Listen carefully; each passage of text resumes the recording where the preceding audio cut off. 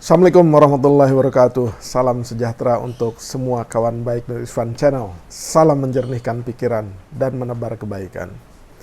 Kawan baik, kali ini tentang Sandiaga Salahuddin Uno yang beberapa minggu terakhir spekulasi kepindahannya ke Partai Persatuan Pembangunan itu kembali mencuat dan menguat karena beberapa tokoh P3 itu sudah menyampaikan tentang rencana atau mungkin masih spekulasi kepindahan seorang Sandi Uno ke Partai Ka'bah ini. Nah, di lain sisi, Mas Sandi Uno sendiri ya memberikan beberapa pernyataan bersayap. Dulu sekali ia pernah menyampaikan bahwa Partai Ka'bah itu atau Partai Persatuan Pembangunan atau biasa disebut P3 itu adalah partai dari keluarga besar istrinya, ya, Mpok Nur Asya Uno.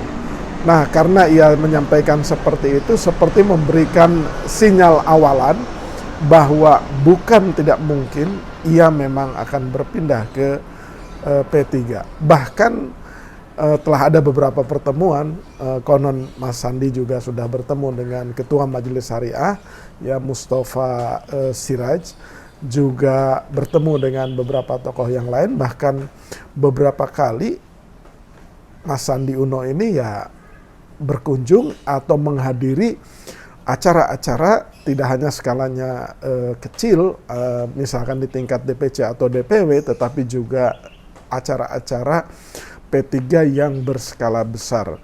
Nah, beberapa pernyataan juga disampaikan oleh para pejabat teras, ya, tidak hanya Pak Mardiono sebagai Ketua Umum, PLT Ketua Umum, tapi juga dari Ketua Majelis Syariah sendiri, Kiai Haji Mustafa Siraj, kemudian juga Ca'awi Ahmad Baidowi, tokoh muda yang perlu kita perhatikan jejak politiknya di kemudian hari, juga menyampaikan hal-hal seperti yang kita baca ini. Kemudian juga para pengamat juga melihat, tetapi nampaknya Bang Sandi Uno sendiri ya masih memberikan kalimat-kalimat diplomatis.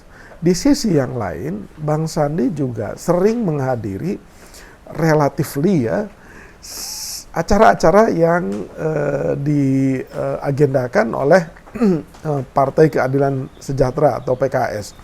Bahkan beberapa minggu terakhir, setidaknya ada 2 kali Mas Sandi Uno itu menghadiri acara di Dapil Karawang atau Bekasi, di mana tuan rumah acara itu adalah Ustadz Ahmad Saihu yang tak lain dan tak bukan adalah Ketua Umum PKS. Nah, di saat yang sama ketika semua partai menggadang-gadang calon presiden maupun calon wakil presidennya, PKS juga yaitu menyampaikan gagasan Anies Sandi Reborn atau Sandi Uno merupakan cawapresnya Anies Baswedan di 2024 mendatang. Beberapa wacana ya dari Partai Keadilan Sejahtera ini juga disampaikan oleh beberapa pejabat terasnya, diantaranya seperti ini, ya kan, memang usulan Mas Sandi Uno mendampingi Mas Anies itu ada, ya, karena dulu berpasangan di Pilgub DKI di 2017 dan berhasil menang gitu. Tetapi sinyalemen ini atau usulan ini sepertinya memang agak alot, ya, dan masih kecil kemungkinannya karena Partai Demokrat dan Partai Nasdem belum tentu bersepakat tentang usulan ini, dan cawapres Mas Anies itu memang masih berusaha mencari sosok yang bisa mendongkrak elektoral Anies di beberapa wilayah terutama Jawa Timur, dan konon katanya harus berasal dari kalangan Nahdliyin. Nah, tetapi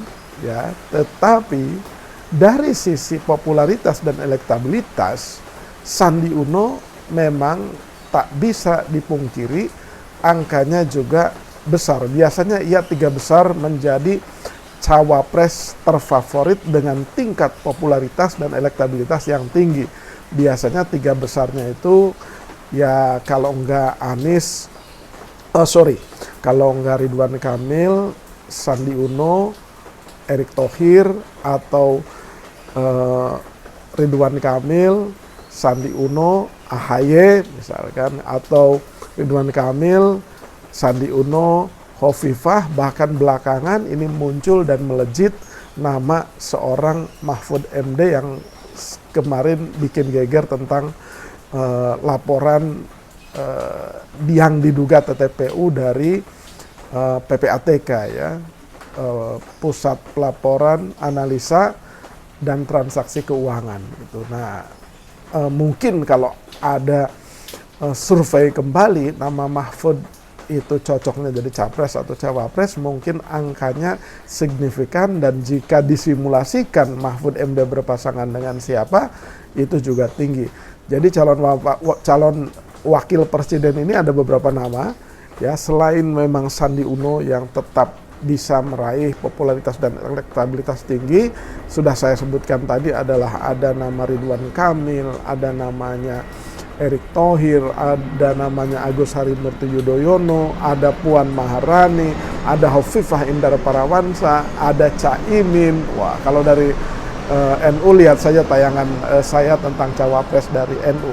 Nah, terkait dengan Sandiaga Uno sendiri, ya, ia nampak masih pakewuh ya, sungkan dan tidak berani mengeluarkan putusan yang terang-terangan dan clear and loud gitu. Kenapa? Karena ia masih menjadi pengurus DPP Partai Gerindra, di mana partai tersebut itu mengusung Prabowo Subianto sebagai calon presidennya. Kalau tidak salah, Mas Sandi itu adalah wakil ketua Dewan Pembina Partai Gerindra. Nah, menjadi agak dilematis memang buat Sandiaga Uno, apakah ia memang bertahan, tunduk dan patuh, serta taat azas kepada partainya. Ia tidak akan berpindah ke partai yang lain, misalkan ke P3, dan ia bersetia dengan Gerindra dan Prabowo Subianto sebagai capresnya, ya. Tetapi ya juga ada, melihat gelagatnya, memang ada tanda-tanda ia akan berpindah ke P3. Let's say yang paling kuat itu sinyalemennya kan sekarang ke P3 ya. Nah, kalau ia memang pindah ke P3, rasa-rasanya ia harus segera memutuskan ya. Sebagai partai lama dan berpengalaman, partai tua ya, sejak Orde Baru, P3 ini apabila mendapatkan sosok ya seperti Sandiaga Uno, ini akan lumayan mengerek popularitas, elektabilitas, dan rasa percaya P3 ketika Sandiaga Uno menjadi the rising star atau juru kampanyenya Partai Persatuan Pembangunan gitu. Karena sejauh ini ya memang banyak tokoh di P3, tetapi yang punya popularitas dan elektabilitas bisa menjadi calon presiden dan calon wakil presiden itu tidak ada, sayangnya tidak ada. Memang diusulkan oleh DPC dan DPW, nama PLT Ketua Umumnya Mardiono itu juga diusulkan menjadi calon wakil presiden. Tetapi dari angka survei di hampir semua lembaga, angkanya itu masih kalah jauh dengan sosok-sosok yang tadi. Jadi kepindahan ya Sandiaga Salahuddin Uno ke P3 memberikan manfaat kepada kedua belah pihak apabila memang itu terjadi. P3 mendapatkan kontribusi figur popularitas dan elektabilitasnya sehingga diharapkan memberikan dampak efek ekor jas. Nah, Sandiaga Uno sendiri bisa langsung melejit menjadi tokoh dan pejabat teras di P3 itu sendiri, bukan tidak mungkin ia akan menjadi salah satu pemimpin yang diperhitungkan di masa depan dan di P3 itu sendiri.